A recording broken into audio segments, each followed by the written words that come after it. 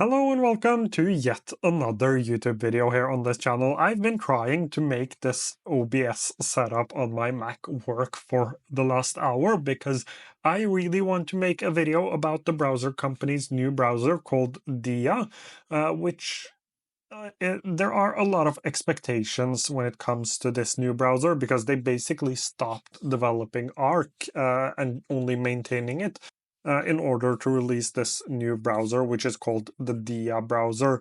So as of today is June 11th, as of me filming this. It will probably be out tomorrow, but as of today, every Arc member should have access to this. They have also moved from an alpha stage to a beta stage, and there has been some minor changes to the UI of the application. I will quickly tour the application, but there isn't much to see about this browser. It is actually quite simple, and I think that is some of the point. Then I will spend a little bit of time talking about my experience with the browser and my thoughts on it. So let's actually start off with checking out this new browser from the browser company, and this is Dia.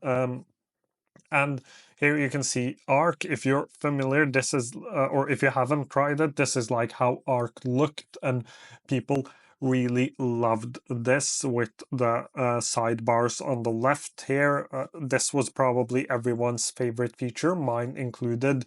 You had customization abilities. There was just a lot of things to like about this. But Dia, as you can see, is quite bare bones. This is also in a really early stage, but the team or the founder or the CEO, I think it was the CEO on the Waveform podcast, talked about many of these features, especially the sidebar, which I know a lot of people, me included, love, will come at some point. So just keep in mind that this is still in a really early stage, but the point of this is that I should be able to chat with the content in my tab. So I can ask it, what is this about? For example, it will take a second, it will think a little, and it will give me an answer while it starts figuring this out. So as you can see, it has looked at arc.net and actually gone ahead and checked some other places as well. So features in Arc, Arc Max, ultimate feature list. This is from Reddit. So it has consulted with a few sources. But the main idea here is that it, based on whatever you have in your browser, will be able to give you answers. You can also turn on some personalization features like who inspires you, how do you want Dia to write. I've just been playing around with this. This hasn't been something I've used a lot. There is also this new feature that allows Dia to remember what you actually searched for. Um, what you actually search for, and like maintain your history to make it more personalized. That is one of the things they are working on. I have some privacy issues there. On one hand, like, I know that I've sold my soul to Google for a long time ago. The same goes for Facebook, which is now Meta. I sold my soul to them a long time ago, but on the other hand, like, I don't like the fact, and they've said that it won't affect things like banking, for example, like it won't keep an history of when you've gone to your bank's website and logged in there. Uh, but still, I have a little bit of a privacy issue, especially given the fact that Arc had an issue earlier that allowed people basically to get, I think it was getting access. Actually, let me just double check that. What was the security? This also gives me a good way to demo this. What was the security issue with Arc? Uh, so it will go ahead and it will figure this out. While it does that, I just wanted to show you how this works. So let's go ahead and just summarize this as well, just to show you how the summarization works. So security vulnerability, the issue was that which lets users custom CSS. Um, it was possible for an attacker to change the creator ID of a boost. That meant if someone knew your user ID, they could assign a malicious boost to your account. That's basically what the security issue was.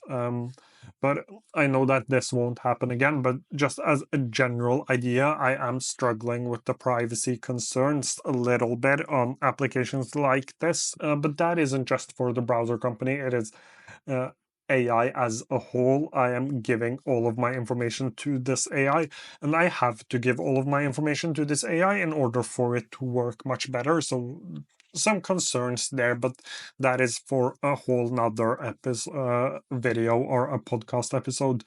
But as you can see, it summarizes this as well. But if I now close this and I go ahead and I open up another one, so right click and open a new tab, um, I just wanted to show you that it isn't just one browser tab. The point is that you can talk with a bunch of your browser tabs. If you have 8 or 10 or 15 tabs open, you can actually talk with all of them. So I can actually ask all of my tabs question. And basically how this would work is like if I had my task management application. So by design, if I had that open and I had like my calendar open and my project management tool open, I could then ask it like, what do I have to do today? Just as an example.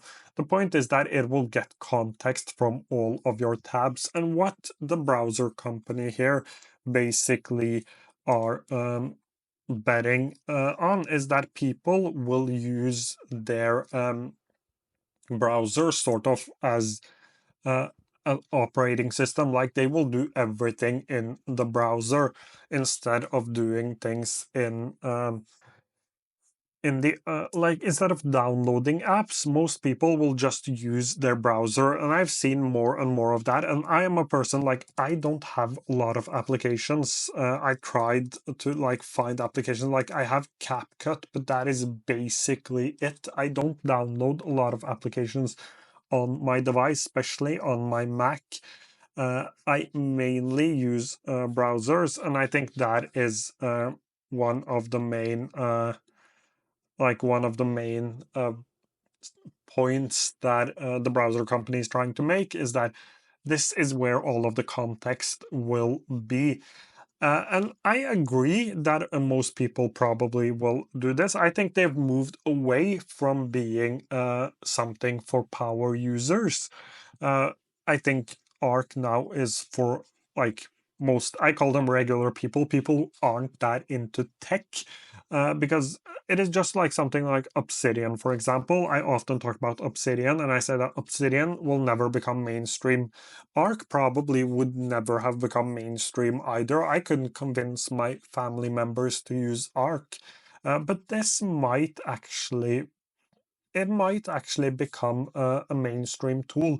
The only problem I have is that if I open up Opera here, for example, I have some of the same stuff in Opera. So just to quickly show you here, I can open this up and I can actually chat with AI from here as well. This doesn't have the context yet. They haven't added context for the web page you're on, but at some point, like I think every browser will add something like this. Google definitely will add something like this. So I think right now is probably the time until like Google catches up and just does it themselves. There is also Comet from Perplexity, I think. Perplexity, like this. That is also another browser, a browser for agentic search by Perplexity. I think this will do some of the same stuff. So there will be other options out there. There is also one more thing, like Raycast, which is the AI I personally use, now allows you to send screen to AI chat, send active window to AI chat, send selected area to AI chat, and I can then chat with my browser, for example. So sending the active window to the AI chat. And I can also do this for applications I've actually downloaded, because this just says send active window. So it works with all applications. And I think that is like my other point here is, well, while this is a really good idea, I'm not sure after like what happened with Arc that Dia will be able to get all of those users over.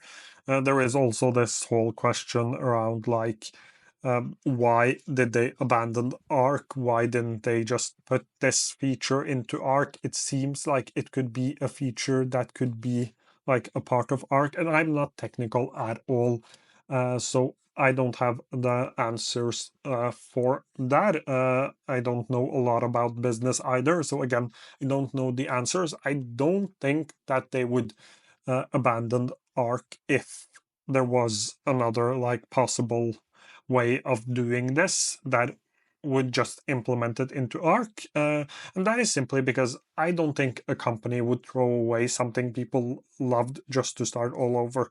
Here, they have some information about privacy. Again, I'm not technical enough to go through this, but I would recommend checking out the privacy part here. Currently, it is available for Mac OS 14 with M1 chip or later. But that actually covers all of the stuff I had around Arc and Dia and the browser company right now. I will try to keep on making videos about this. I call them browser wars, because one thing I think the browser company did right is that they actually made people care about browsers. That covers it for today's video. If you have any questions, leave them down below. If you're interested to see more, please do subscribe. And if you enjoyed the video, please do subscribe, and I hope to see you again quite soon.